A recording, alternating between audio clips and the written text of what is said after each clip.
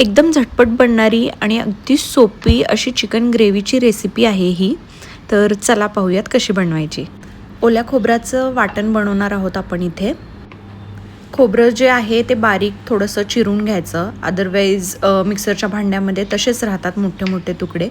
आणि 2 कांदे घेतलेत मी इथे, ते पण असे मोठे मोठे चिरून घ्यायचे. मिक्सरच्या भांड्यातच जाणार आहेत, त्यामुळे 2 टमाटरसुद्धा घेतलेले आहेत. टमाटरमुळे छान असा स्वीटनेस आणि टँगीनेस पण येतो, त्यामुळे 2 पिकलेले छान असे टमाटर स्वच्छ धुवून घ्यायचे. आलं लसूण पण घेतलेलं आहे आणि कोथिंबीर. जास्त काहीच वापरलेलं नाही आहे, खूप बेसिक अशी ही सामग्री आहे. लसणाच्या 8 ते 10 पाकळ्या आहेत आणि एक छोटंसं आलं घेतलेलं आहे. आल्याचा वरचा भाग काढून आणि मग चिरून वाटणामध्ये टाकायचा.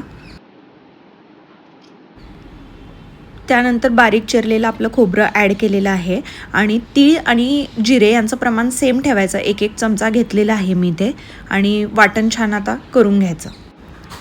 इतकं थिक वाटण आपल्याला लागणार आहे. खूप पण बारीक नको आणि खूप मोठं मोठं पण नको आहे. एका कढईमध्ये मी 3 चमचे तेल घेतलेलं आहे, ज्यामध्ये आत्ता वाटलेला जो मसाला आहे तो छान असा भाजून घ्यायचा आहे. मीडियम फ्लेमवरती मसाला 7-8 मिनटं भाजून घ्यायचा. त्यातलं पाणी पूर्ण जाऊ द्यायचं आणि मसाल्याला मग तेल सुटतं, तर तेल सुटेपर्यंत तो मसाला छान असा परतून घ्यायचा आहे. मसाला कंटिन्यू भाजत राहायचा, नाहीतर खालून लागतो. अशा प्रकारे मसाल्याला तेल सुटतं. तेल सुटेपर्यंत आपल्याला मसाला भाजून घ्यायचा आहे. मसाला छान भाजून तयार आहे. त्यामध्ये थोडीशी हळद टाकली आहे आणि मी घरचा आपला कांदा लसूण मसाला वापरलेला आहे. इथे 3 ते 4 चमचे मी वापरले. आमच्या घरात सगळ्यांना तिखट जेवण आवडतं. तुम्ही तुमच्या आवडीनुसार तिखट 2-3 चमचे वगैरे टाकू शकता. त्यानंतर मी इथे पाव किलो चिकन घेतलेलं आहे. चिकनला मी सेपरेट शिजवून नाही घेतले, मसाला आणि चिकनला एकत्र शिजवून द्यायचं. खूप छान असा चिकनचा अर्क जो असतो तो मसाल्यामध्ये उतरतो आणि रस्सा अजून टेस्टी बनतो.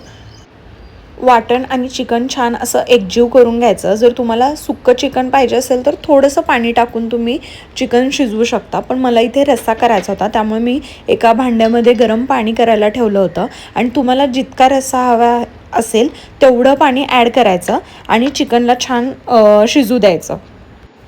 चिकन शिजत असतानाच त्यामध्ये कोथिंबीर ॲड करा. त्याचा पण एक खूप छान असा फ्लेवर येतो रस्स्यामध्ये.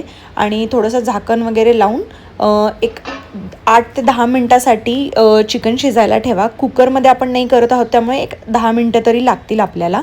आणि तुम्ही बघू शकता इथे छान अशी तरी आलेली आहे रस्स्याला आणि चिकनसुद्धा शिजून रेडी आहे.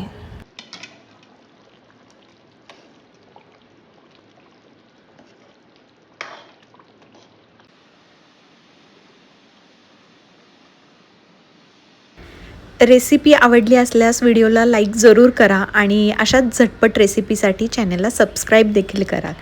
बाय, भेटूयात पुढच्या रेसिपीमध्ये.